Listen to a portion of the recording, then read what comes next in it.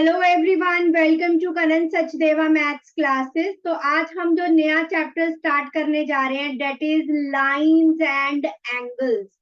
हमने एंगल्स के बारे में प्रीवियस क्लासेस में भी पढ़ा है, लेकिन अगर आपको याद हो क्लास 7 में जब ये चैप्टर आया था हमने काफी डिटेल में इसकी डिस्कशन करी थी। कॉरेस्पॉन्डिंग एंगल्स क्या होते हैं, ऑल्टरनेट इंटीरियर एंगल क्या होते हैं, लीनियर पेयर कैसे बनता है।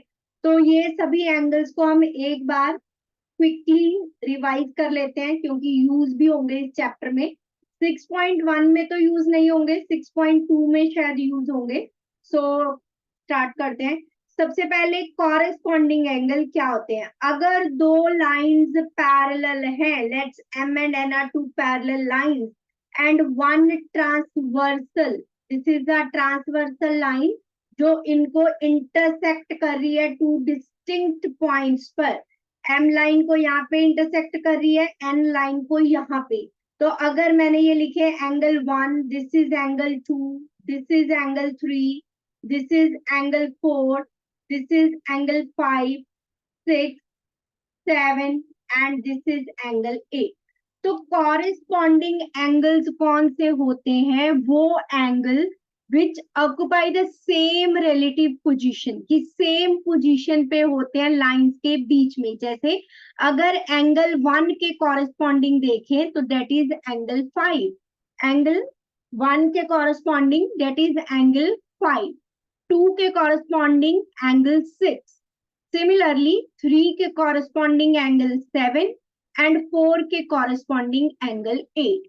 अगर हमारे पास कोई दो कॉरेस्पॉन्डिंग एंगल्स इक्वल होते हैं, दो लाइंस हैं, उनको एक ट्रांसवर्सल इंटरसेक्ट कर रही है और उनके कॉरेस्पॉन्डिंग एंगल इक्वल आ जाते हैं, तो वो दो लाइंस पैरेलल होती हैं एंड वाइस वर्सा। अगर दो पैरेलल लाइंस को एक ट्रांसवर्सल इंटरसेक्ट कर रही है तो उनके कॉरेस्पॉन्डिंग एंगल्स इक्वल होंगे। तो रिलेटिवली सेम पोजीशन ऑक्युपाई करती है बिटवीन द टू लाइंस। तो एंगल 1 एंड एंगल 5 अगर मैं अलग से बनाऊं तो कॉरेस्पॉन्डिंग पोजीशन ये फर्स्ट लाइन के ऊपर है तो दूसरा भी फर्स्ट लाइन के ऊपर, this is the corresponding position. अगर ये फर्स्ट लाइन के इस साइड नीचे है तो ये सेकंड लाइन के इस साइड ही नीचे होगा।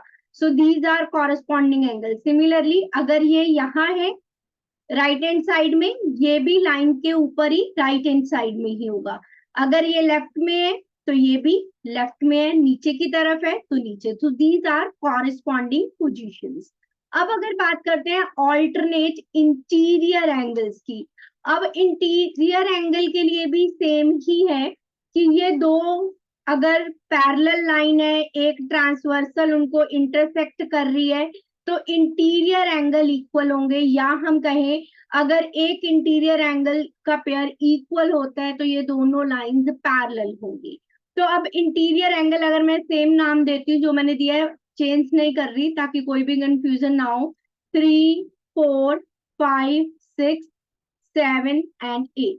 अब यहाँ पे जो इंपॉर्टेंट है डेट इज इंटीरियर, जो कि इन दो लाइंस के इंटीरियर में बने हैं। अगर ये दो लाइंस हैं इनके इंटीरियर में तो यही एंगल बने हैं जो अंदर की तरफ है। These are the interior angles. अब हमें कहा है ऑल्टरनेट, कॉरेस्पॉन्डिंग थे कि सेम साइड लेकिन ये होंगे ऑपोजिट साइड। तो अगर ये एंगल 4 है तो इसके ऑपोजिट आ गया 6, तो angle 4 is equals to angle 6। Similarly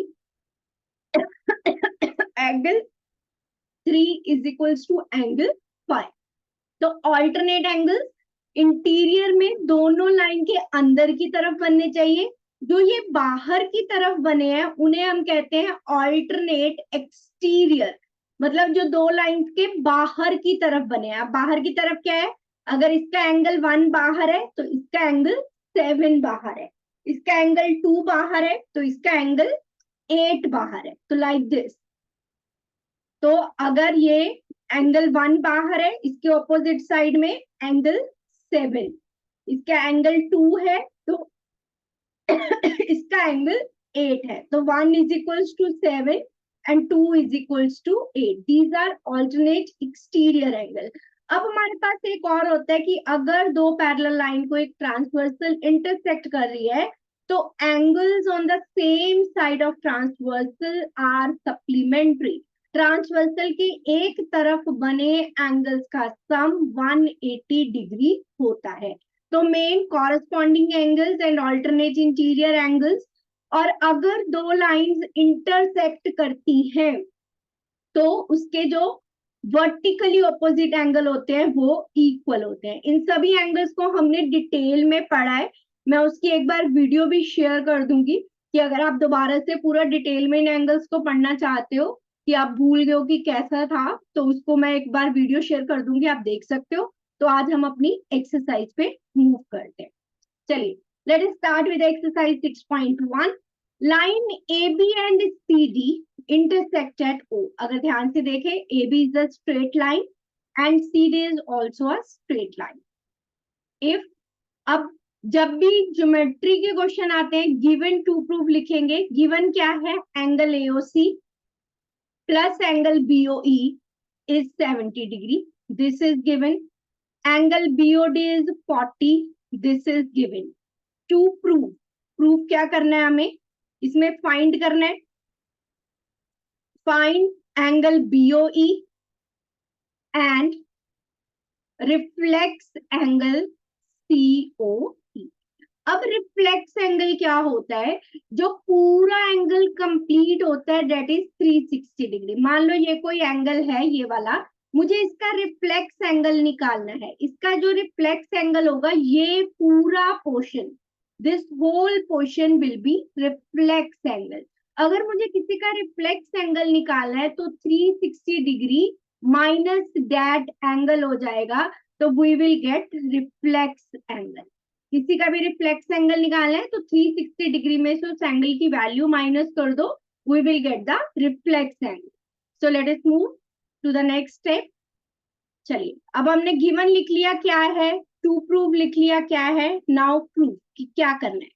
चलो स्टार्ट करते हैं। नाउ मुझे गिवन है कि angle AOC plus angle BOE is 70 degree.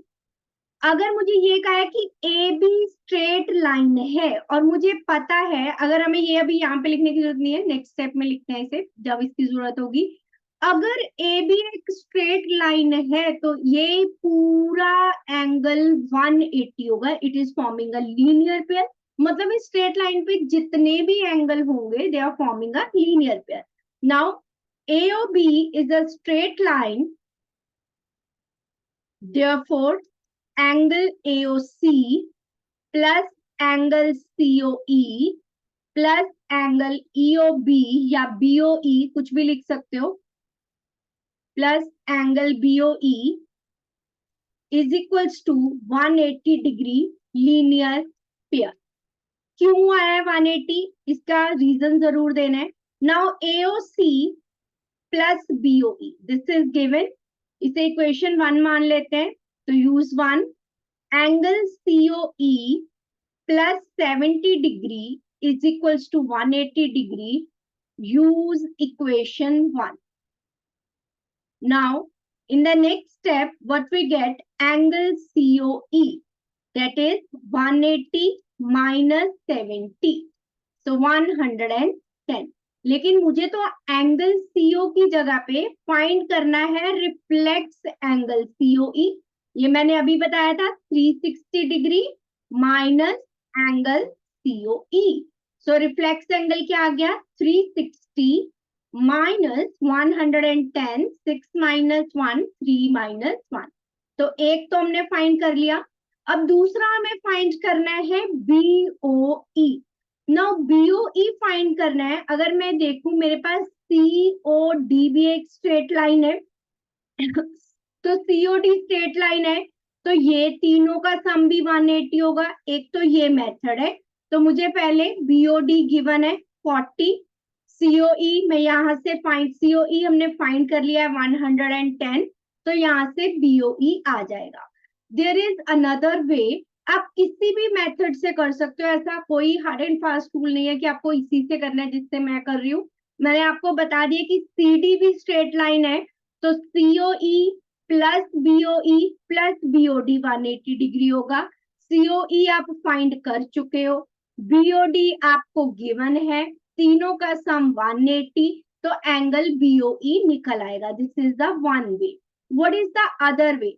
A B and C D दोनों लाइंस इंटरसेक्ट हो रही है, तो वर्टिकली ऑपोजिट एंगल इक्वल होंगे. BOD is given 40, BOD and AOC are vertically opposite angle, तो एओसी भी आ गया मेरे पास 40.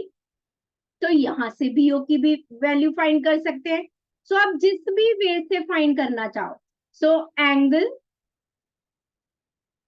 एओसी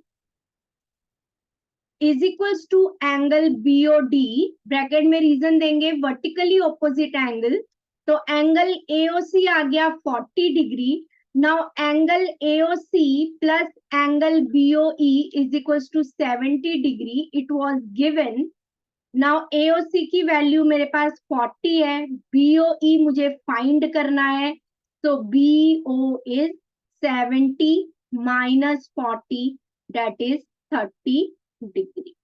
और दूसरा वे मैंने क्या बताया था और फाइंड करने के लिए कि CD is a straight line, तो तीनों एंगल का सम 180 डिग्री होगा, linear pair. Angle AOC plus COE plus BOE 180 degree, linear pair. AOC हमने फाइंड किया है 40 डिग्री, सॉरी CD जब लिया देन बीओडी आएगा, एओसी नहीं आएगा.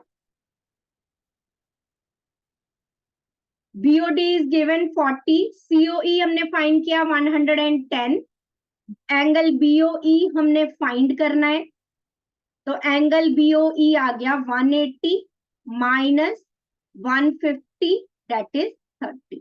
तो आप किस भी वे से करो answer will be same, answer पे कोई फर्क नहीं पड़ने वाला. वट एवर मैथड जो भी आपके माइंड में पहले आए आप उससे सॉल्व कर सकते हो. दोबारा से बता रही हूँ एक बार, हमें दो एंगल्स का सम दिया है 70, BOD is given 40, BOE and reflex angle COE find करना है. क्योंकि हमारे पास ए बी और सी डी दोनों स्ट्रेट लाइन है. अगर ए बी स्ट्रेट लाइन है तो ए बी पे जितने भी एंगल बने हैं उनका सम होगा 180 डिग्री, लीनियर पेयर बनाएगा. तो ए बी ये स्ट्रेट लाइन, स्ट्रेट की शॉर्ट फॉर्म है एस टी और डॉट, तो कंफ्यूज मत हो जाना कि क्या लिखा है, मैं पूरा लिख देती हूँ कि बाद में आप लोगों को समझ ही ना आए कि क्या है. ए और B is a straight line, तो तीनों एंगल्स का सम 180 डिग्री, दो का सम 70 गिवन था, तीसरा एंगल फाइंड कर लिया. लेकिन मुझे सीओई नहीं रिफ्लेक्स एंगल फाइंड करना है, तो किसी का भी रिफ्लेक्स एंगल फाइंड करना है तो 360 में से उस एंगल की वैल्यू माइनस करो, तो रिफ्लेक्स एंगल सीओई आ गया 250 डिग्री. नाउ सीडी भी स्ट्रेट लाइन है, तो सीडी स्ट्रेट लाइन है तो उस पे बने तीनों एंगल का सम 180 है, लीनियर पेयर बना रहा है वो भी. 40 बीओडी गिवन है, सीओई हमने फाइंड कर लिया 110 और बीओई यहां से आ गया 30 डिग्री. अदर वे क्या था कि क्योंकि ए बी और सी डी इंटरसेक्ट कर रही हैं तो वर्टिकली ऑपोजिट एंगल इक्वल होंगे.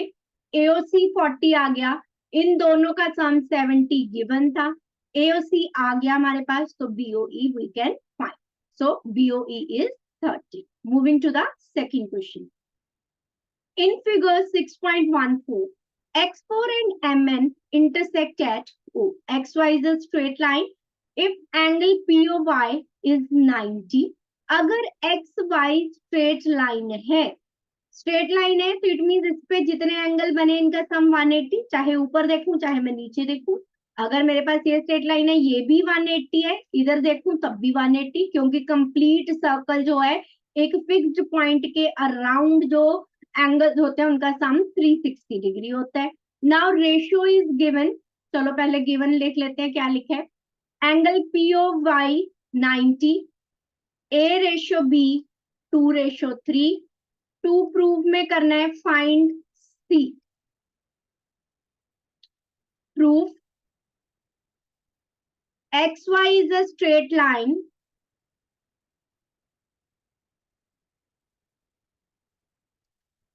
तो अगर ये स्ट्रेट लाइन है B plus A plus angle POY is 180 degree. Linear pair, आप चाहो तो पहले ये लिख सकते हो XOM, angle XOM that is बी, plus angle MOP that is A, plus angle POY is equals to 180 degree, linear pair. Now ए और बी दोनों एंगल्स की रेशियो गिवन है. अब मुझे ए रेशियो बी गिवन है, तो हम इन एंगल्स को कैसे लेते रहे? A is 2 into something and B is 3 into something, तभी तो रेशियो इज 2:3. तो बी की जगह पे 3x, ए की जगह पे 2x, POY is given 90 degree 180. तो आपने यूज किया है, तो आप इसको इक्वेशन 1 मान सकते हो. ठीक है, तो यूज 1. और ये भी आप यहीं पे लिख लो, a is equals to 2x and b is equals to 3x given है, therefore a is 2x and, या लेट, क्योंकि x हमें पता नहीं, let a is 2x and b is 3. Now 3 plus 2 5x, 180 minus 90, so x आ गया 90 by 5, 18 5s are 90. Now we will find first value of a and b. A is 2x, so 2 into 18 36. b था 3x, so 3 into 18 that is 54. लेकिन अब मुझे find तो angle C करना था, A B तो फाइंड नहीं करना. अब देखो कि अगर X Y and M N, तो एक्स वाई स्ट्रेट लाइन है तो एम एन भी स्ट्रेट लाइन है, और अगर एम एन स्ट्रेट लाइन है तो एम एन पे ये दो एंगल बन रहे हैं, तो इनका सम भी 180 होगा. So M N is a straight line,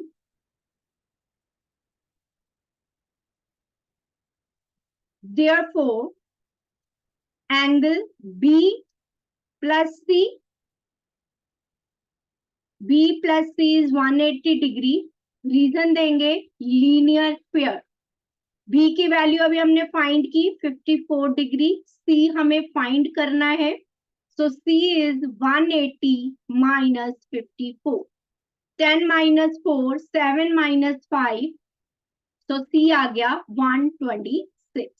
तो जो भी ज्योमेट्री से रिलेटेड चैप्टर होते हैं उनकी फिगर्स को ध्यान से देखो, जो भी गिवन है उसी को ध्यान से अगर आप फिगर को देखोगे और उसको समझ पाते हो तो क्वेश्चन कुछ भी मुश्किल नहीं होता.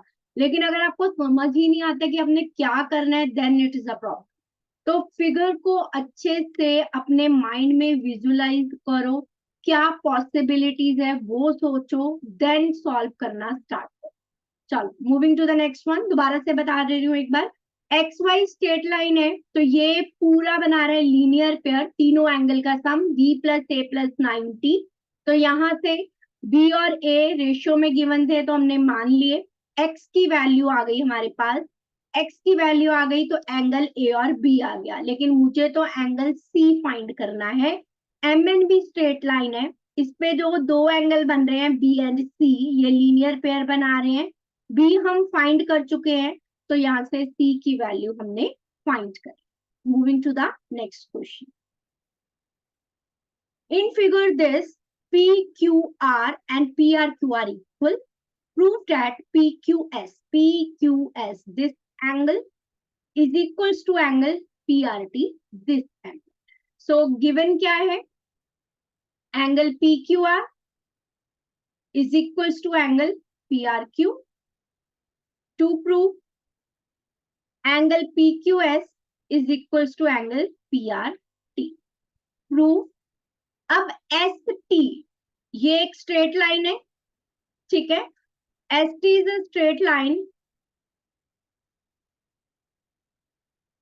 तो इस पे भी लीनियर पेयर बनेगा. एंगल PQS, ये वाला एंगल प्लस ये वाला angle PQR is equals to 180 degree, linear pair. Similarly angle PRT plus angle PRQ 180 degree, linear pair. Let this as equation 1 and this as equation 2. अब मुझे देखो, मुझे ये प्रूव करना है, तो मेरे पास PQS ये पड़ा है, PRT ये पड़ा है. अब इन दोनों की राइट हैंड साइड इक्वल है, तो मैं क्या करूं, दोनों इक्वेशंस को इक्वेट कर दूं ताकि राइट भी इक्वल लेफ्ट भी इक्वल आ जाए। इक्वेट इक्वेशन 1 एंड 2, क्योंकि राइट इक्वल है तो लेफ्ट भी इक्वल होगी। P Q S plus angle P Q R is equals to angle P R T plus angle P R Q. Now अब मुझे given था P Q R and P R Q दोनों equal है, तो ये मैंने cancel कर दिए, चाहे आप नेक्स्ट स्टेप में कर दो। Angle P Q R is equals to angle P R Q given, ये गिवन है इसलिए कैंसिल हो गए। Therefore angle P Q S is equals to angle P R T, यही मुझे प्रूव करना था। Let's check once. PQS is equals to PRTS, तो यही मुझे प्रूव करना था। आप चाहो तो इसका एक स्टेप और लिख सकते हो, अगले स्टेप में PRQ की जगह PQR लिख दो, फिर ये ब्रैकेट में रीजन दे दो, तब कैंसिल कर दो। चॉइस इज योर, चाहे आप यहाँ पे रीजन देखी पर। Clear to everyone? Straight line है तो ये पूरा लीनियर पेयर बना रहा है, दिस वन, और ये पूरा लीनियर पेयर बना रहा है। दोनों की राइट हैंड साइड इक्वल है तो इक्वेट किया, लेफ्ट भी इक्वल आ गई। दो एंगल इक्वल गिवन है, वो कैंसल हो गए, जो बचा वो हमें प्रूव करना था। Moving to the next one. In the figure this x plus y is equals to w plus z, then prove that AOB is a line. AOB line कब होगी? जब ये लीनियर पेयर बनाएगा, इधर भी लीनियर पेयर हो, इधर भी लीनियर पेयर हो। लीनियर पेयर मतलब x प्लस वाई या तो 180 आ जाए, w प्लस जेड 180 आ जाए, ठीक है, तब लीनियर पेयर बनेगा। सो गिवन क्या है? x plus Y is equals to w plus Z. To prove AOB is a line, prove. Now, angle formed around a fixed point. So, sum of angles formed around a fixed point is 360 degree. तो O एक fixed point है, इसी के इर्द गिर्द सारे angle बने हैं, तो उनका sum x plus Y plus Z plus W is equals to 360 degree. Now ये हमें गिवन है, तो w प्लस जेड की जगह भी हमने x प्लस वाई पुट कर दिया 360, so 2 times x plus y is 360. X plus y is 360 by 2, 180 degree. तो that is forming a linear pair, कि ये पूरा एक लीनियर पेयर बन रहा है। अगर x plus Y W plus Z के इक्वल है, देयरफॉर z प्लस डब्ल्यू भी 180 आ गया, और ये दोनों 180 है, therefore AOB is a line. क्योंकि ये लीनियर पेयर बना रहे हैं तो AOB एक स्ट्रेट लाइन होगी, तभी उसके ऊपर जो एंगल है उनका सम 180 डिग्री है। बहुत इजी था ये। तो sum of angles formed around a fixed point, ये फिक्स्ड पॉइंट है, ये 4 एंगल इसके इर्द गिर्द बन रहे हैं, इनका सम होगा 360 डिग्री। एक कंप्लीट सर्कल बन रहा है और सर्कल का एंगल भी नो 360 degree. Next one, given POQ is a line, ray OR is perpendicular to PQ, OS is another ray lying between the rays OP and OR, prove that this. Given क्या है? एक तो given है POQ is a line, OR is perpendicular to PQ.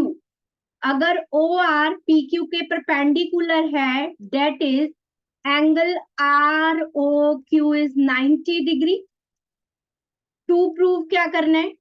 Angle ROS is equals to half of angle QOS minus angle POS. अब जो मुझे to prove करना है उसमें देखूं, एक साइड मेरे पास एंगल ROS है, दूसरी साइड QOS और POS है। तो मगर मैं एंगल QOS फाइंड कर लूं, POS फाइंड कर लूं, फिर उन दोनों को सब्ट्रैक्ट कर दूं, तो हो सकता है लेफ्ट हैंड साइड आ जाए। This is the way. चलो QOS कैसे बन रहा है? एंगल SOR या ROS, कुछ भी लिख सकते हो, क्योंकि यहाँ पे ROS है तो मैं ROS लिख रही हूँ SOR को। तो angle ROQ plus angle ROS, ROQ is given 90 degree plus angle ROS. Let this as equation 1. Now POS कैसे बन रहा है? POR में से माइनस कर दूं एंगल ROS. Now PQ मुझे कहा है POQ is a line. अगर ये लाइन है तो ये पूरा लीनियर पेयर बनाएगा, तो angle POR plus ROQ that will be 180 degree, क्योंकि मुझे POR की वैल्यू यहाँ पे चाहिए, इसलिए पहले मुझे इसे शो करना पड़ेगा। तो चलिए हम इसको नेक्स्ट पे कर लेते हैं। And POQ is a line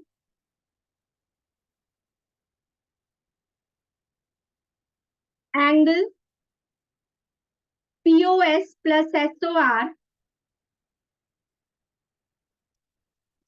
plus angle ROQ is equals to 180 degree linear pair.